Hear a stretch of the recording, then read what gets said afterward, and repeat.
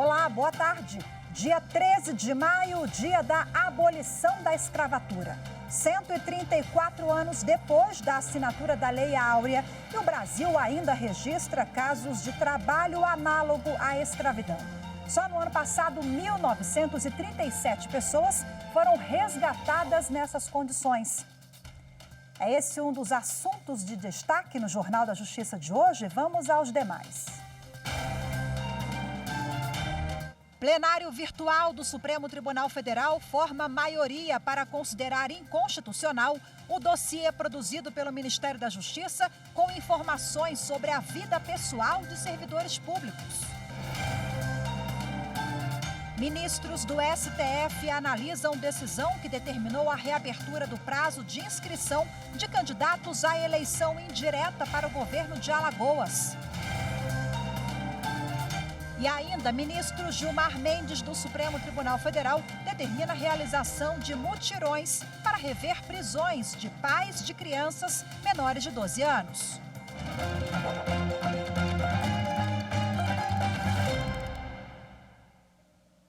O plenário virtual do Supremo Tribunal Federal formou maioria na ação que julgou a elaboração de dossiês sobre servidores públicos pelo Ministério da Justiça e Segurança Pública. Até o momento, 5 ministros seguiram o voto da relatora do caso, ministra Carmen Lúcia, que considerou a medida inconstitucional. E quem tem mais informações e traz para a gente agora ao vivo é a repórter Evne Araújo. Olá, Evne, muito boa tarde para você.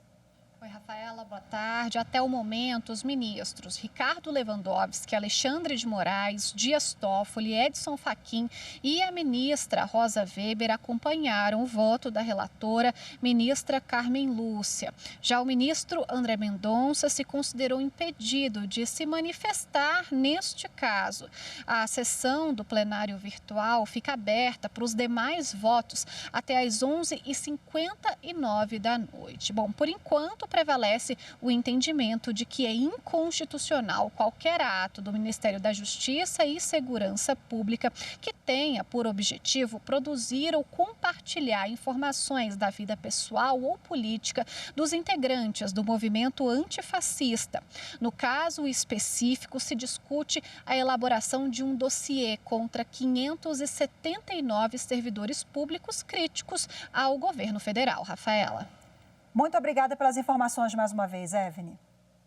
E o plenário virtual do Supremo realiza a sessão extraordinária para discutir a decisão do ministro Gilmar Mendes, que determinou a reabertura do prazo de inscrição de candidatos à eleição indireta para o governo de Alagoas.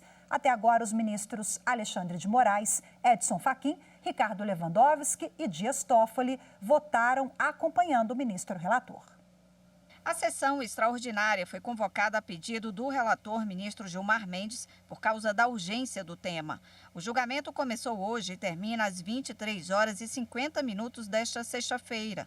Os ministros vão confirmar ou não decisão que atendeu ao pedido do Partido Progressistas e determinou a reabertura do prazo de inscrição de candidatos à eleição indireta para o governo do estado de Alagoas. A eleição indireta vai ocorrer porque o governador Renan Filho deixou o cargo em abril para concorrer ao Senado Federal nas eleições deste ano. O vice-governador Luciano Barbosa já havia deixado o cargo porque disputou as eleições municipais do ano passado. O presidente da Assembleia Legislativa não quis assumir porque também será candidato nas eleições de outubro. O partido havia questionado o edital de convocação de eleições indiretas, que previa o registro de candidatos a governador e vice de forma separada, o que permitia que os dois cargos fossem disputados por políticos de partidos diferentes. Em liminar, o ministro Gilmar Mendes entendeu que o registro de candidatos deve ser feito por chapa atendendo à Constituição Federal. Segundo o ministro, é preciso assegurar a unicidade da chapa para que desempenhem funções sob o mesmo ponto de vista ideológico. A eleição indireta em Alagoas está prevista para o dia 15, próximo domingo. Bom, e agora há pouco o ministro Nunes Marques pediu vista no processo. Com isso, o julgamento foi interrompido. O ministro Gilmar Mendes, do Supremo Tribunal Federal, determinou que sejam feitos mutirões para rever prisões de pais de crianças menores de 12 anos ou com algum tipo de deficiência.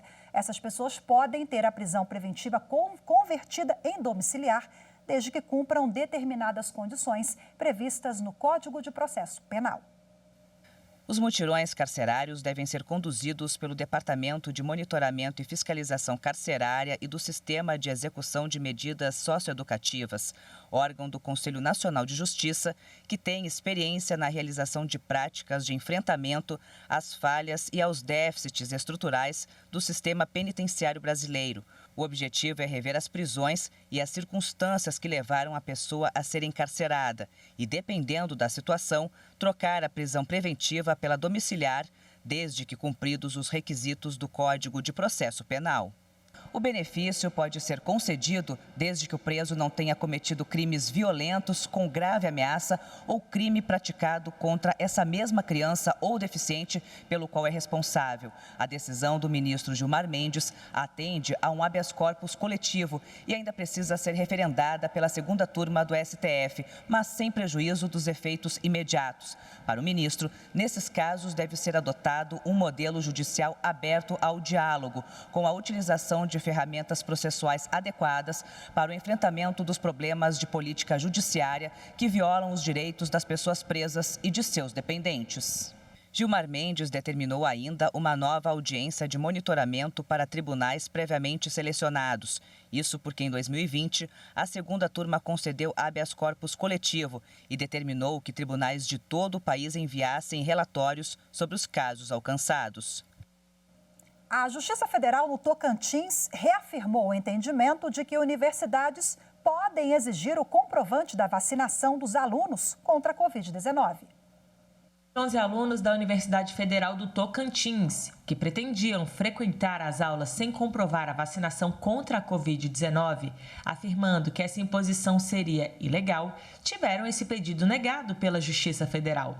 O entendimento foi que o direito à saúde e à preservação da vida está acima das convicções individuais dos estudantes. O juiz federal Aldemar Aires Pimenta citou trechos de decisões do STF que indicam a legalidade da medida adotada.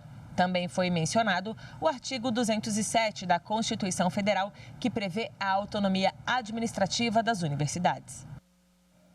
Veja a seguir, 134 anos depois da assinatura da Lei Áurea, o Brasil ainda registra casos de trabalhadores em situação análoga à de escravo. Assunto para daqui a pouco, voltamos já. O direito à informação é um direito humano e um direito fundamental que encontra lastro na Constituição. Dentro desse contexto, nós temos um excelente trabalho prestado pela TV Justiça, porque ela leva a informação à sociedade.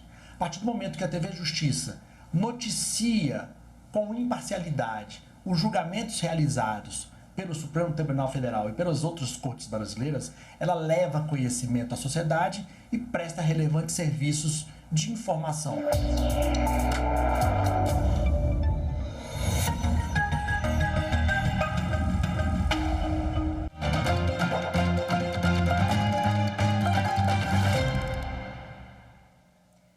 De maio é o dia da abolição da escravatura. 134 anos após a assinatura da Lei Áurea, ainda temos no país, infelizmente, flagrantes de trabalhadores em situação análoga à escravidão. Uma prova de que precisamos reforçar o combate a essa prática. Essas imagens são um retrato do desrespeito ao homem, da violação de direitos conquistados pelos brasileiros ao longo dos anos. Pessoas escravizadas em pleno século XXI. Hoje, 13 de maio, completam 134 anos da Lei Áurea, a legislação que aboliu oficialmente a escravidão. A prática vem sendo combatida desde então, mas, apesar disso, ainda deixou resquícios na cultura da sociedade. Pessoas insistem em cometer o crime por verem naturalidade na exploração de trabalhadores. O pior é a gente saber que o racismo velado ainda existe, que a abolição acabou no papel, mas na prática continua existindo, né? Acho que é o pior, é saber que a gente ainda lida todos os dias com essa situação. Até 1888, antes da Lei Áurea, o Estado brasileiro tolerava a propriedade de uma pessoa por outra. Hoje, o trabalho análogo ao de escravo não é caracterizado apenas pela ausência de liberdade. Não é necessário ter a posse de ninguém. É preciso apenas que se viole a dignidade do trabalhador ao abusar das vulnerabilidades dele como ser humano. No ano passado, 1.937 pessoas foram resgatadas da escravidão contemporânea, segundo dados da Subsecretaria de Inspeção do Trabalho. Nos primeiros 5 meses de 2022, já foram 500 registros. Na maior parte dos casos, as vítimas eram como no século passado: negras, pobres e sem escolaridade. A lei não tratou apenas da abolição da escravatura. Ao longo dos anos, legislações foram criadas para tentar diminuir as distorções que impedem o acesso de pessoas negras e pobres à educação, ao mercado de trabalho. Exemplo disso é o sistema de cotas raciais e sociais, considerado constitucional pelo Supremo Tribunal Federal em 2012. Aquela discriminação de fundo cultural, como é a brasileira, arraigada, não é? Estrutural, absolutamente enraizada na sociedade. De tão enraizada que as pessoas nem a percebem. Ações afirmativas por parte do judiciário são fundamentais para que a sociedade reconheça e combata a escravidão contemporânea. O que é que para uma determinada conduta na sociedade? Não é estar escrito que ela é ilegal somente, isso é parte importante, mas é quando a sociedade, através de seus diferentes entes, consegue emitir um sinal social de que aquela é uma atividade reprovável socialmente, aquela é uma atividade que não pode ser validada. Então, me parece que esse é o ponto fundamental para que nós possamos enfrentar e superar o racismo e a discriminação. Bom, para a gente repercutir essa e outras questões, eu converso agora ao vivo, de forma remota, com a Coordenadora Nacional de Erradicação do Trabalho Escravo e Enfrentamento ao Tráfico de Pessoas do Ministério Público do Trabalho, Alice Sobral Cardoso. Olá, Alice, seja muito bem-vinda. Boa tarde para você. Boa tarde, Rafaela. Boa tarde a todas e todos. Bom, Liz, pegando o gancho aqui do finalzinho da fala do nosso especialista, a sociedade precisa combater e também atuar junto de outras instituições, mas a sociedade, ela entende o que caracteriza, qual é o conceito exato do trabalho escravo, a condição similar à de escravo? Antes de começar a falar sobre as ações do MP, eu queria falar um pouquinho sobre o conceito. Falar sobre o conceito é o primeiro requisito mesmo, né? A premissa de qualquer conversa. E existe ainda hoje, uma concepção muito forte de que é necessário haver a restrição da liberdade física, né? A liberdade ambulatorial das pessoas para que haja a caracterização do trabalho análogo ao escravo. Mas isso não é verdade. O próprio Supremo já reconheceu que o bem jurídico tutelado por esse crime a dignidade do trabalhador e da trabalhadora, ou seja, da pessoa, né, que trabalha, que só tem a sua força de trabalho para oferecer. Então, a fome, a miséria, a vulnerabilidade socioeconômica também aprisionam as pessoas. E é fundamental compreender isso para que o país avance nesse combate e também na prevenção. Os órgãos de fiscalização necessitam de receber denúncia e toda a sociedade precisa compreender do que se trata de verdade. Liz, fala para a gente quais são as principais ações do Ministério Público do Trabalho para coibir essa prática. Bom, o combate, as ações de combate, ou seja, de punição aos empregadores que exploram essa prática, é uma ação interinstitucional, é composta por vários órgãos. São órgãos que se unem e vão a campo para verificar as condições de trabalho às quais estão submetidas aquela pessoa, conforme denúncias e outras formas também. E o Ministério Público do Trabalho é uma dessas instituições e participa das operações. Garante tanto a proibição de que o empregador adote aquela prática novamente, via tutela inibitória, como a gente chama, garante também a reparação a toda a sociedade por aquele dano que foi causado. Você, Rafaela, todas as pessoas que nos escutam, sentem uma violação a si pelo fato de que houve ainda trabalho escravo hoje, em pleno século XXI, há 134 anos após a abolição formal da escravatura. Então, por isso, o Ministério Público do Trabalho garante a reparação do dano moral coletivo, né? O dano a toda a coletividade. E garante também a reparação às vítimas, às pessoas que foram exploradas naquele caso. Juntamente com a DPU, com a Defensoria Pública da União, que também participa de muitas operações, ou o Ministério Público também garante sozinho, né, via legitimidade concorrente, seja via acordo, via termo de ajuste de conduta, que é uma via extrajudicial, seja também via ações judiciais, né, cautelares, ações civis públicas. Liz, como é que foi o trabalho de vocês durante a pandemia? A Covid-19, de certa forma, afetou a atuação de vocês e como vocês fizeram para, durante esse período, resgatar os trabalhadores que precisavam de apoio? Rafaela, afetou muito. Nos primeiros meses, após o reconhecimento da pandemia, né, e o fechamento de tudo, o Grupo Móvel ficou parado por mais de 2 meses. E depois as atividades foram sendo retomadas, houve um novo pico da pandemia, e aí, novamente, as atividades do Grupo Móvel foram suspensas.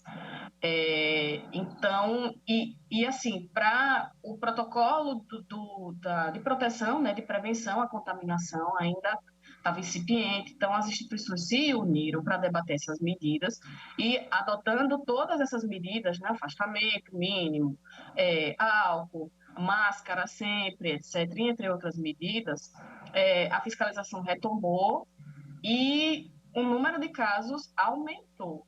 A gente suspeita que, pelo fato de que houve a suspensão das atividades, talvez o sentimento dos empregadores tenha sido de que poderia haver a adoção dessas práticas, né? Então, quando retomou a fiscalização, flagrou vários casos. Em quase todos os casos em que foi em loco, pegou trabalho escravo. Mas aí é bom também, de certa forma, os empregadores ficarem alerta, porque o Ministério Público está atuando e está atuando fortemente para coibir essa prática e outros atores envolvidos também. Olha só, para a gente terminar rapidinho, o tempo já está estourado, mas para quem quer denunciar, quais são os canais, qual a orientação? Os principais canais de denúncia são o Disque 100 e o Disque 180 em caso de violência contra a mulher, são os canais da Presidência da República e que depois essas denúncias são encaminhadas para os órgãos de fiscalização, inclusive o MPT. O Ministério Público do Trabalho também tem os seus canais de denúncia, tem um aplicativo chamado MPT Pardal. Os sites de todas as procuradorias do trabalho no Brasil têm um link para denúncias que contemplam, inclusive, receber arquivos, vídeos, fotografias, etc., além da descrição do caso. E a Auditoria Fiscal do Trabalho tem um canal importante de recebimento de denúncias, que é o sistema IP. IP de denúncias também é fácil de encontrar na internet. Denuncie, nós precisamos muito disso. Maravilha, muito obrigada pela sua entrevista, Liz. Bom trabalho para você, boa tarde e até a próxima. Muito obrigada, Rafaela, a todas e todos. Tchau, tchau. E você vai ver a seguir, Tribunal Superior do Trabalho realiza seminário internacional sobre os 80 anos da Justiça Trabalhista. Os detalhes em instantes, voltamos já.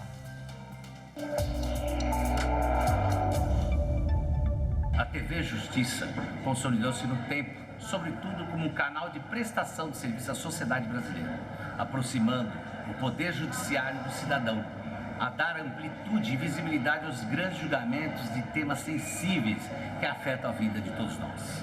Ademais, a linha editorial e a extensa programação da TV Justiça notabiliza-se por interagir não só com a comunidade jurídica, mas também com o cidadão comum.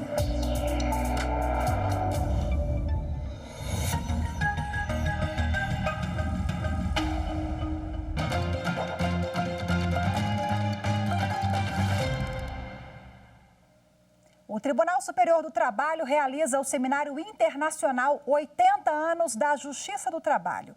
O primeiro dia do evento contou com a presença de juristas e especialistas em direito que debateram as conquistas e os avanços da Justiça do Trabalho no Brasil. A abertura da cerimônia foi feita pelo presidente do TST e do Conselho Superior da Justiça do Trabalho, ministro Emanuel Pereira. Segundo o ministro, esse é um momento importante para celebrar e refletir sobre a história e os avanços da Justiça do Trabalho no país. O Judiciário tem a obrigação de acompanhar todo esse desenvolvimento que o mundo está vivendo. Então, esse seminário vem em bom momento, que foi idealizado o ano passado, na administração da ministra Cristina Peduzzi, mas a pandemia não permitiu que nós nos reuníssemos e confraternizássemos os 80 anos dessa justiça social. Afinal, nós somos o Tribunal da Justiça Social. O ministro Maurício Godinho Delgado, presidente da Comissão de Documentação e Memória do TST, falou sobre a história da Justiça do Trabalho no Brasil. Ele destacou momentos relevantes que contribuíram para a evolução desse ramo do judiciário, como a criação das comissões mistas e individuais de conciliação, criadas para solucionar conflitos trabalhistas. A presença da Justiça do Trabalho como órgão autônomo, independente, componente do Poder Judiciário, para solucionar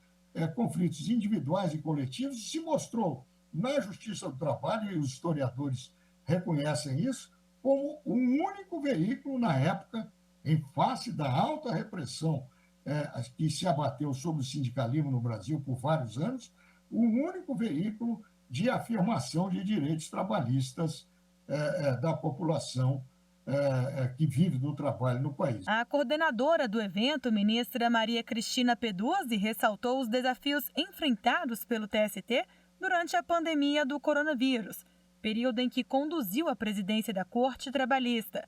Ela destacou que as dificuldades foram superadas de forma diligente, tendo a inovação tecnológica como aliada. Além de viabilizar ainda mais o teletrabalho no tribunal, o TST investiu em diversos sistemas digitais, como o plenário eletrônico. O Poder Judiciário Trabalhista evoluiu acompanhando a evolução do próprio mundo do trabalho. Nós passamos por várias revoluções industriais, estamos agora na 4ª Revolução Industrial e esses reflexos se produzem no âmbito do Poder Judiciário. O ministro do Tribunal de Contas da União, Antônio Anastasia, também foi um dos palestrantes.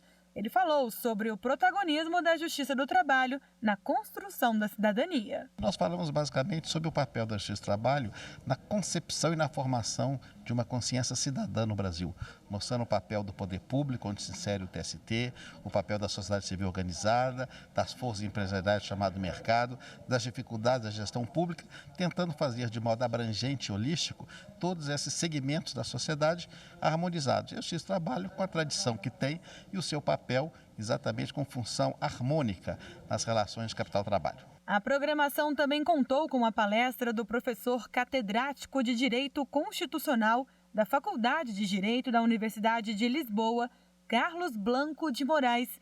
Ele falou sobre o direito fundamental da greve e os seus limites. E o presidente da Academia Brasileira de Direito do Trabalho, Luiz Carlos Amorim Robortella, apresentou a palestra Direito e Mercado de Trabalho. O evento foi marcado ainda pela cerimônia de inauguração da estátua Dom Quixote. O presente foi entregue pela Confraria Dom Quixote e pela revista Justiça e Cidadania ao TST e contou com o presidente do Instituto Justiça e Cidadania, Tiago Salles, que recebeu a medalha dos 80 anos da Justiça do Trabalho. Bom, e lembrando que o Seminário Internacional sobre os 80 anos da Justiça do Trabalho continua nesta sexta-feira. No ano em que a TV Justiça completa 20 anos, toda sexta-feira o Jornal da Justiça vai trazer o depoimento de pessoas que participaram da nossa programação, que nos ajudaram a levar conhecimento a você, como o advogado Ivo Gico.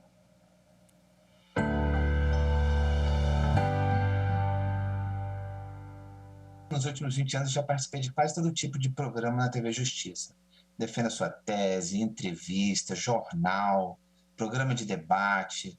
E eu confesso que várias vezes eu fui colocado em contato com outros especialistas ou temas interessantes que me fizeram refletir e me ajudaram na minha atividade profissional do dia a dia, tanto acadêmica quanto advocatícia. Então, eu considero a TV Justiça uma grande parceira.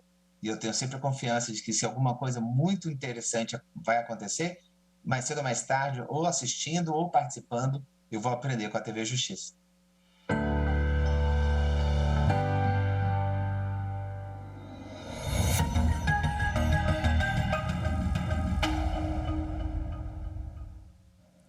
Nós ficamos por aqui. Muito obrigada pela sua companhia. Uma excelente tarde. Ótimo fim de semana para você. Até segunda. Tchau, tchau.